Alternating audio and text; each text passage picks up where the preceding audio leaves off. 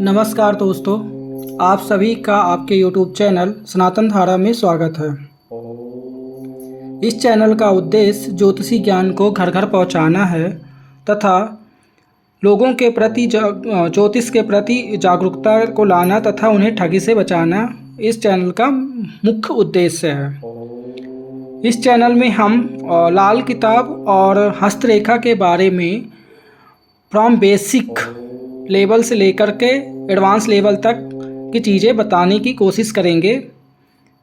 यह हमारी पहली क्लास है जिसमें हम कुंडली के 12 भावों के बारे में जानेंगे तथा उनसे संबंध क्या है, कारक क्या है तथा अंग उनसे क्या संबंध है, इस बारे में हम जानेंगे। कालपुरुष कुंडली में लग्न भाव जो होता है, पहला भाव होता है, इसका कारक यह शरीर, व्यक्तित्व, रंग रूप, स्वभाव, स्वास्थ्य और आत्म छवि का कारक होता है।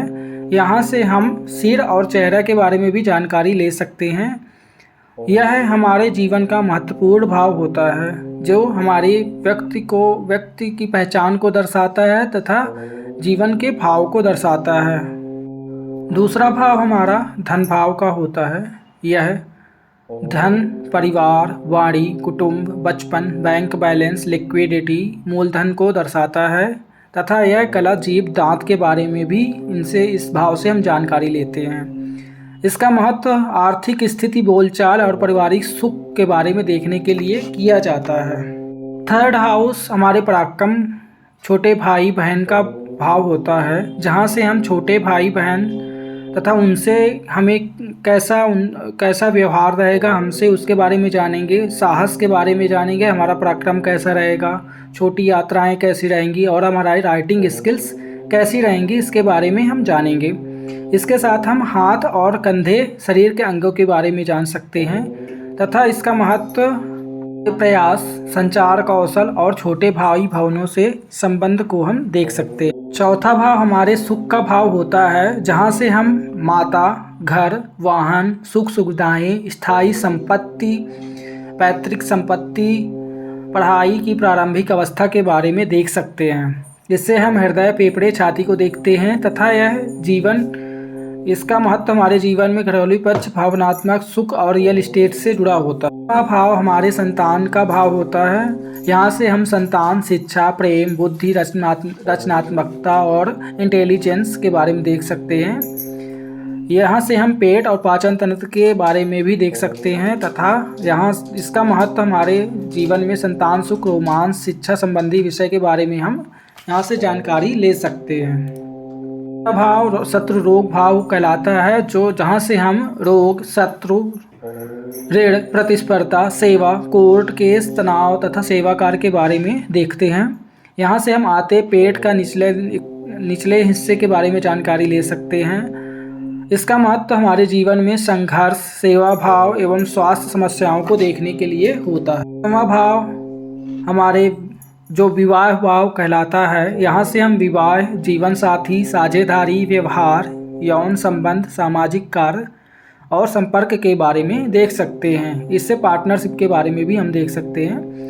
इसका अंग जो होता है, इस भाव से हम कमर और जननांग के बारे में जानकारी ले सकते हैं। इसका महत्व हमारे जीवन में वैवाहिक जीवन कैसा रहेगा, पार्टनरशिप कैसी रहेगी और सामाजिक संबंध हमारे कैसे रहेंगे, इन सब के बारे में हम इस भाव से जानकारी ले। आठवां भाव हमारी आयु रहस्य भाव कहलाता है। यहाँ से हम मृत्यु, गोपनीयता, रहस्य क्या है, अनुसंधान, अचानक लाभ, दुर्घटनाएं, गुप्त बातें, मानसिक परिवर्तन, बीमा, उत्तराधिकार आदि के बारे में जान सकते हैं। इससे हम गुप्तांग और मलाशय के बारे में भी जानकारी ले सकते हैं तथा यह हमारे जीवन में छुपे पहलुओं, मानसिक गहराई और ट्रांसफॉर्मेशन के बारे में बताता है।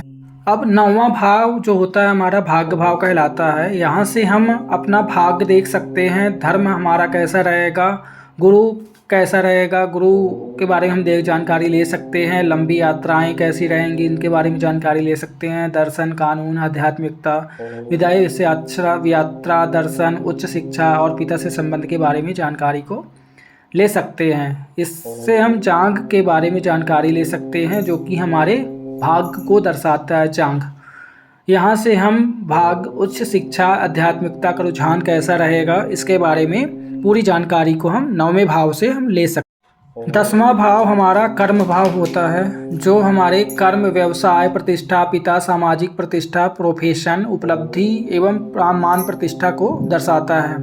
इससे हम घुटने के बारे में जानकारी ले सकते हैं तथा इसका महत्व हमारे कैरियर, सामाजिक प्रतिष्ठा और बाहरी जीवन को हम देख सकते हैं 10वें भाव से। 11वां भाव जो होता है हमारा लाभ भाव होता है, जो कि इच्छा पूर्ति का भाव होता है। यहाँ से हम लाभ, आय, आकांक्षाएं, मित्र एवं नेटवर्किंग के बारे में हम जान सकते हैं। शारीरिक अंग इसका होता है पिंडलियाँ। यह भाव लाभ, नेटवर्किंग एवं इच्छा पूर्ति को दर्शाता है। 12वां भाव हमारे व्यय मोक्ष भाव होता है, जहाँ से हम व्यय, हानि, मोक्ष, विदेश यात्रा, हॉस्पिटलाइजेशन, ध्यान, यात्रा, मोक्ष, जेल, हॉस्पिटलाइजेशन, त्याग, ध्यान, नुकसान तथा हम और रात्रि के सुख के बारे में जानकारी ले सकते हैं। इसका शारीरिक अंग जो होता है, यहाँ से हम पाँव के बारे में जानकारी ले सकते हैं। यह भाव हमारे अंत को दर्शाता है, हमारा अंत कैसा होगा, हम मोक्ष पाएंगे कि नहीं पाएंगे, यहाँ से हम देख सकते हैं। आध्यात्मिक विकास कैसा रहेगा, त्याग, विदेश यात्रा तथा इनसे जुड़े संबंध को हम चीज़ों को हम 12वें भाव से देख सकते हैं। तो ये रहे 12 भाव तथा इन 12 भावों से रिलेटेड हम क्या क्या चीज़ें उन भावों से हम देख सकते हैं, उनका क्या संबंध होता है, इस वीडियो में हम यही जाने हैं आज। तो अगले पार्ट के लिए